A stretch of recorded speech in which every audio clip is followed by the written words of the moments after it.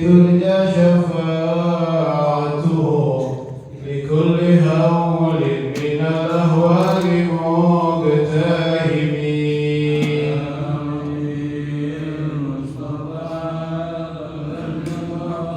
قاصدنا واغفر لنا ما مضى اللهم صل وسلم وبارك عليه وعلى آله.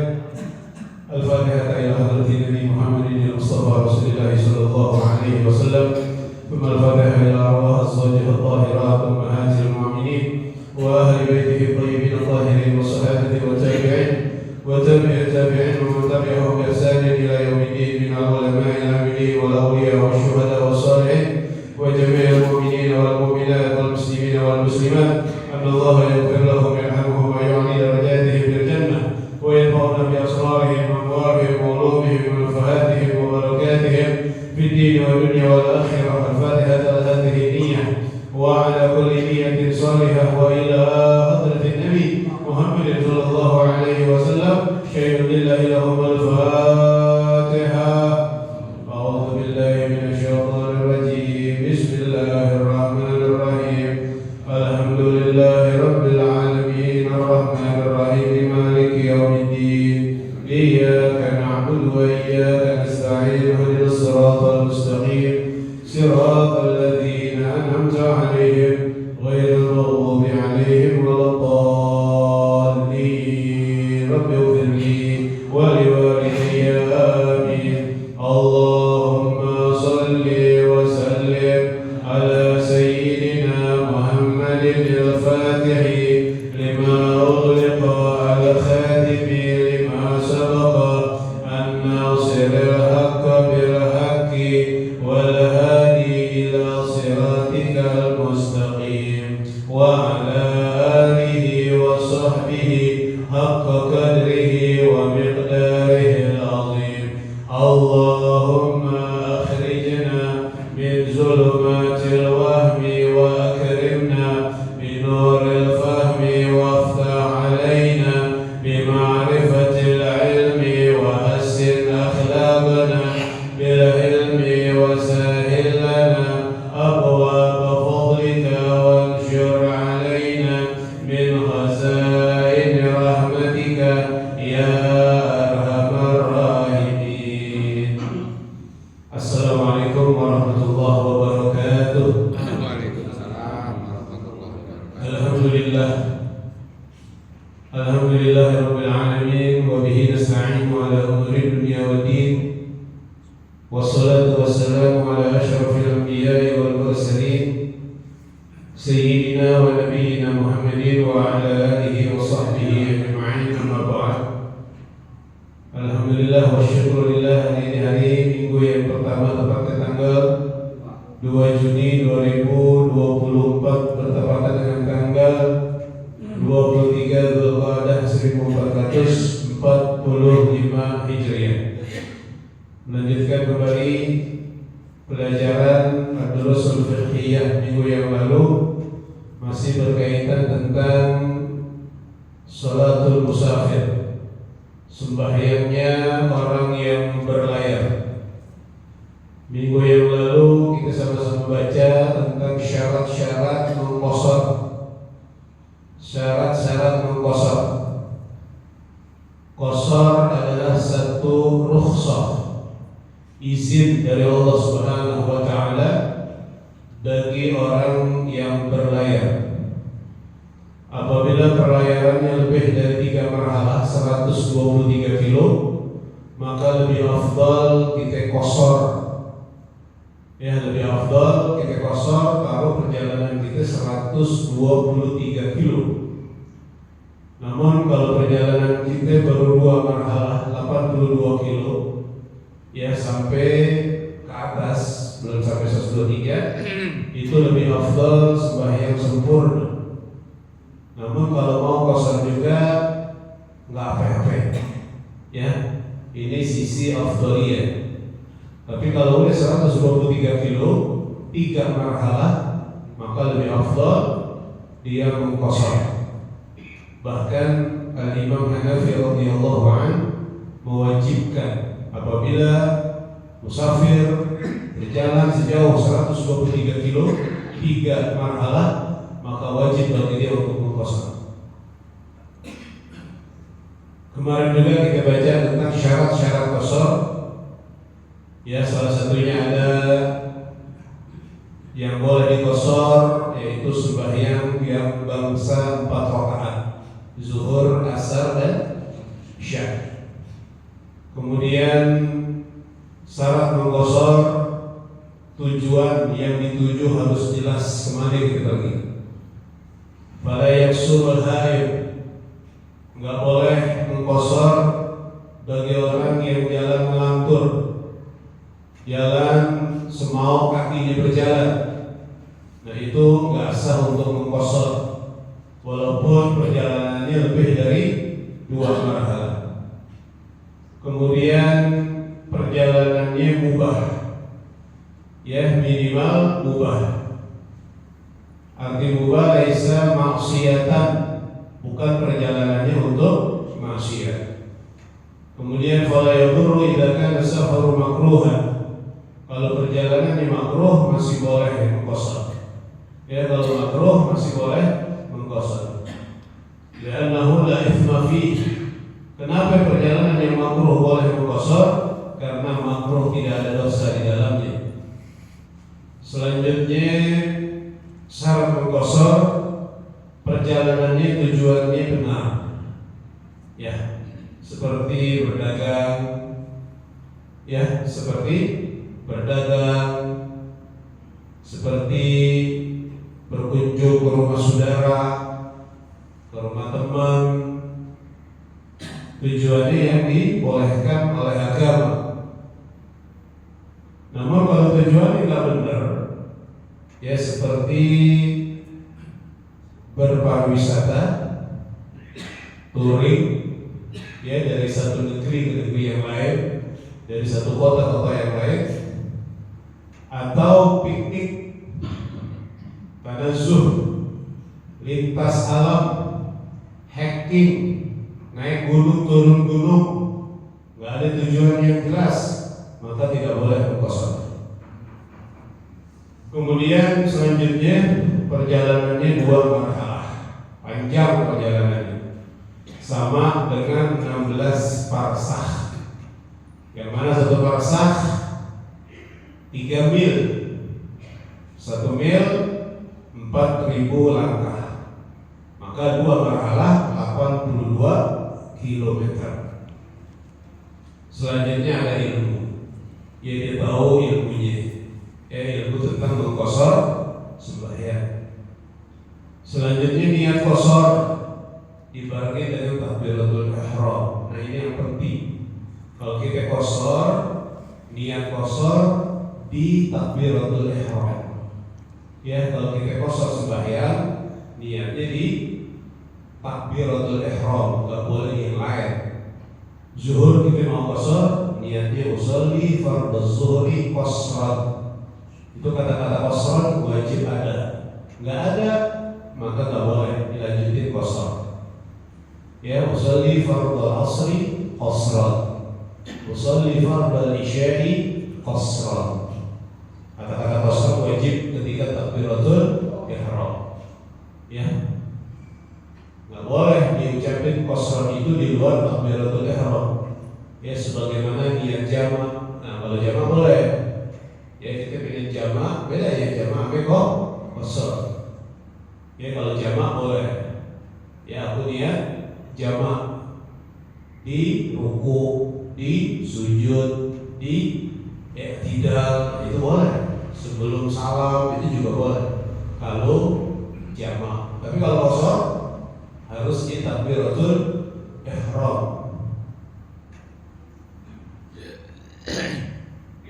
Kemudian gak boleh ngikutin imam yang sembahyang itmam, gak boleh ngikutin sembahyang sempurna. Imamnya sempurna, kita qasar gak boleh. Atau kebalikannya, imamnya qasar, kita sempurna.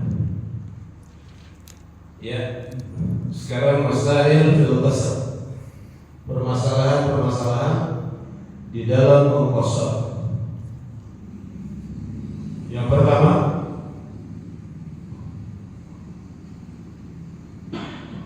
nggak boleh mengkosor apabila kita punya perjalanan diketahui pulangnya kita udah tentuin dan kepulangan tersebut nggak bisa dirubah. Hal model seperti ini ketika sampai di tujuan maka yang terus safarnya terputus, nggak lagi boleh dia mengkosor. Contoh, kalau kita pergi ke sebuah daerah dengan menggunakan pesawat atau kereta yang pulangnya kita udah pesen, kita sampai ke Surabaya hari Senin, kita udah tentuin pulangnya tuh hari Kamis atau hari Jumat dengan kita berkendara kereta atau pesawat, maka perjalanan kita ke Surabaya sampai Surabaya yang berterus safarnya terputus dikarenakan kita udah menentukan kapan kita kembali ke tempat asal.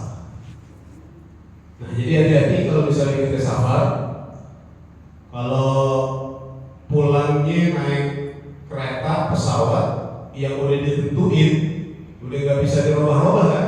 Kalau pesawat, kalau kereta, nah itu di sono kita sebayanya sempurna. Perjalanannya boleh, ya perjalanannya boleh. Kita ke Surabaya nih sekarang, umpamanya, ya udah sejauh 82 kilo, boleh kita kosong, boleh. Ya boleh karena kita masih dalam safar perjalanan. Namun udah sampai di Surabaya, sampai tempat tujuan, itu yang berarti safarnya terputus karena kita udah tentuin kapan kita pulang. Kalau kita pulangnya pakai pesawat, pakai kereta, nah di sana udah nggak boleh kosong lagi. Ya, kecuali kita perginya naik mobil, pulangnya juga naik mobil pribadi. Kan kalau naik mobil pribadi kan kapan aja kita pulang, nggak ditentuin harus jam 4. Ya itu nggak orang mobil pribadi. Jam 4 harus jalan, ya enggak. Bisa kita mundur jam 5, bisa kita mundur jam 6, bisa kita mundur lagi 1 hari. Ya, kalau kereta kalau pesawat gimana? Jam 4 kita dapat booking di jam 4 pesawat, ya udah jam 4 kita naik kan begitu. Bisa nggak diundur 1 jam? Kemauan kita nggak bisa. Nah, yang boleh seperti itu nggak boleh kosong ketika disuruh. Tapi kalau dalam perjalanan boleh. Ya, ketika dalam perjalanan boleh. Itu yang pertama, permasalahan di dalam mengkosor. Kemudian yang kedua, permasalahan di dalam mengkosor. Idza syakka al-ma'mum fi niyatil imam. Apabila kita makmum ragu akan niat si imam, kita jalan bareng dari sini, naik bus, hadir haul bapaknya, ya, sampai tujuan 82 km, ya, turun istirahat untuk sembahyang zuhur. Kan itu udah jadi musafir 82, boleh nggak kosong? Boleh. Kita tahu si imam ikut dalam perjalanan bareng kita. Si imam bareng kita dari Jakarta. Kita makmum belakangan, butuh dulu mungkin ngantri lama. Kita masuk mushola, masuk tempat sembahyang, imam udah sembahyang. Nah, kita ragu nih. Kita yang makmum yang ngambil wudhu telat masuk ke masjid mushola udah mulai sembahyang, idza syakkal makmum, ragu gitu ya. Ini yang imam, ini niat imam kosor apa sempurna? Ya. Kalau sebelum takbiratul ihram biasanya imam ya kita kosor, kan gitu kan? Ya sekarang udah sembahyang, udah mulai sembahyang. Kita makmum gimana nih? Kita ragu si makmum niat kosor apa niat sempurna. Hal awal kosor enggak? Boleh enggak kita niat kosor atau enggak? Boleh apa enggak? Ya, fahal yajuzu qasru lil makmum? Apakah boleh mengkosor bagi makmum dalam kondisi seperti ini? Jawabnya yajuzu lil makmum ta'liqu niyatil qasr idza 'alima anna al-imam musafir. Jawabannya boleh bagi makmum yang tadi yang Anda ceritain, yang datang makmum udah, imam udah mulai sembahyang, boleh bagi makmum menta'alluqkan niat, menyandarkan niat qasar apabila dia tahu imamnya musafir. Ya, boleh bagi makmum menta'alluqkan niat qasar apabila dia tahu bahwa imam ini musafir. Kita tahu imamnya bareng kita kok dari Jakarta. Ya, dia nggak tahu, kita niatnya qasar tersebut sempurna. Ya, boleh menta'alluqkan niat. Apa itu menta'alluqkan niat? Fayaqul niat ini nawaitul qasr in qasara imam awal itmam in atamma. Ya, niatnya aku niat qasar kalau imam sembahyangnya qasar. Aku niat sempurna kalau imamnya niat sempurna. Jadi niatnya kayak begitu. Kalau kita tahu imamnya musafir. Ya, imam udah mulai. Kita nggak tahu dia sembahyang qasar atau sempurna. Oh, dia niatnya usolli fardhu zuhri qasran in qasara imam awil itmam in atamma. Saja aku sembahyang fardhu zuhur qasar kalau imamnya mengqasar, sempurna kalau imamnya sempurna. Jadi boleh kita ikutin imam. Kalau imam 2 rakaat, kita ikutin 2 rakaat. Kalau imam yang 4 rakaat, kita ikutin 4 rakaat. Paham Pak ya? Iya. Wa amma idza syakka, tapi kalau kita ragu ada imamnya kita ragu ada imamnya nih. Dia musafir apa bukan? Kita nggak tahu nih orang. Ini imam kita nggak tahu apakah dia musafir atau mukim. Kalau tadi yang pertama kan bareng imamnya di jalan bareng. Nah yang kedua, ini imamnya kita nggak tahu apakah dia musafir atau enggak. Nah kalau dalam posisi seperti itu nggak boleh kita menta'alluqkan ya kita sembahyang secara sempurna sendiri. Gitu. Ya Pak ya, kan sering tuh di rest area kan. Ya kita masuk rest area, kita ngikutin imam. Ya apakah ini imam sembahyang qasar, apakah sembahyang sempurna.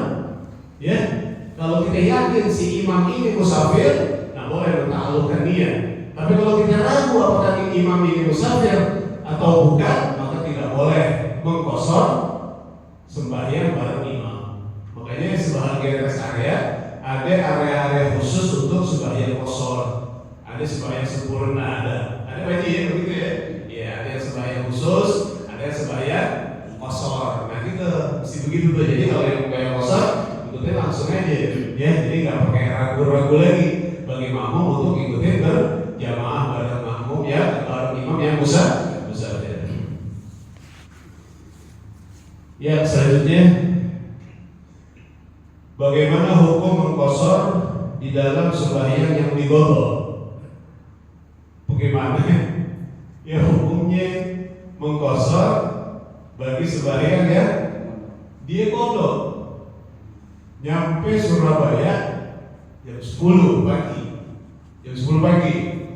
Ya, kecapean kali bawa mobil, dia tidur. Bangun-bangun Isya. Bangun-bangun Isya berarti lewat Zuhur, Asar, Maghrib.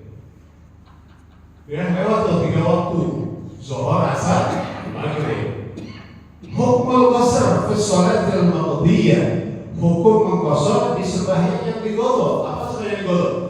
Zuhur, asar. Kalau maghrib kan nggak bisa diqasar. Ya, bagaimana nih? Kan zuhur kita lewat, asar kita lewat. Bolehkah mengqasar? Ya juzu qasr sholatil faitati. Boleh mengqasar sembahyang yang diqadha. Jadi boleh tuh, zuhur kita sembahyang di qasar. Usolli fardhu zuhri qasran qada'an. Saja aku sembahyang fardhu zuhur qasar qada. Boleh. Rakaat 2 rakaat. 2 rakaat. Ingat, qadanya idza fatahu wa huwa musafir. Dia tinggal di sembahyang zuhur, dia menjadi musafir. Iya dong, jam 10 kan dia bisa bayar, udah sampai. Yang tadi Anda bilang ketiduran, nggak mendusin apa-apa, dibangunin sama bininya, dibangunin sama anaknya, nggak apa-apa. 12 jam bawa mobil, kan capek aja. Sopir kalau bawa mobil 12 jam, ya jam 10 banget tidur, bangun jam 8. Allahu Akbar, nikmat banget tidur. Zuhur, asar, nah zuhur asar yang boleh digosok, nah itu boleh nggak digosok? Boleh, karena posisi ketika kita mengqadha sembahyang zuhur, posisi kita udah musafir. Kalau posisi kita mengqadha sembahyang belum menjadi musafir, itu nggak boleh. Contohnya, kita jalan, kita tidur jam 10 di Jakarta. Kita tidur jam 10 di Jakarta. Bangun jam 4. Zuhur lewat nih. Ya, mau jalan sebelum zuhur ke Surabaya, akhirnya ketiduran, baru bangun jam 4. Zuhur lewat kan? Zuhur lewat. Lewat ke zuhur, kita udah menjadi musafir belum? Belum menjadi musafir. Kalau yang pertama udah jadi musafir. Nah, kalau udah jadi musafir, belum menjadi musafir, nah itu sembahyang nggak boleh digosok. Jam 10 tidur, bangun jam 4, kaget, dia langsung jalan ke Surabaya. Jalan ke Surabaya, ya sejauh 82 kilo, ya jam 5 taruh sampai, ya ngebut kali 1 jam sampai, jam 5 dia sembahyang asar. Dia sembahyang asar, boleh nggak asar kosong? Boleh, karena udah jadi musafir. Nah, zuhur ini nggak boleh dikosong. Zuhurnya yang tadi ketinggalan nggak boleh dikosong, karena dia tinggalin posisi dia menjadi baru menjadi mukim, belum menjadi musafir. Paham ya? Iya.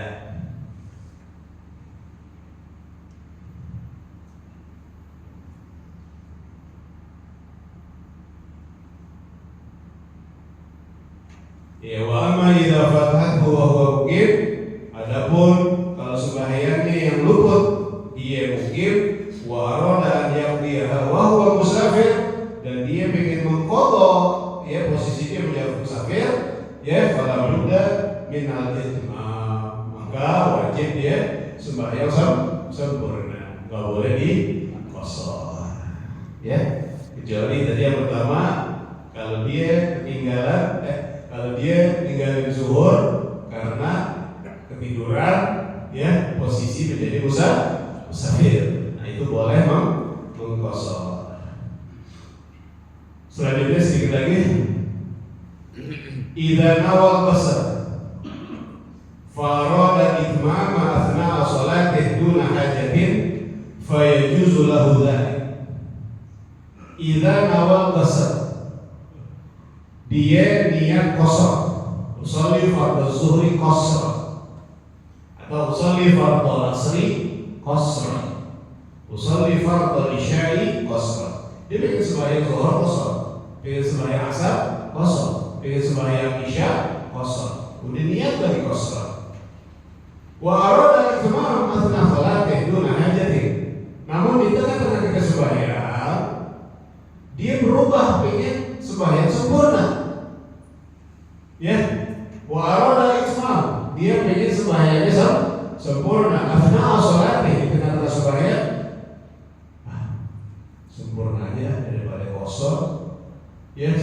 nungguin orang, sembari ini segala macam. Padahal niatnya oleh kosong. Di tengah-tengah sembahyang, dia pengen sembahyang sempurna, boleh kan? Fayajuzu lahu dzalik, boleh kerjain sembahyang 4 rakaat. Niatnya kosong, ya.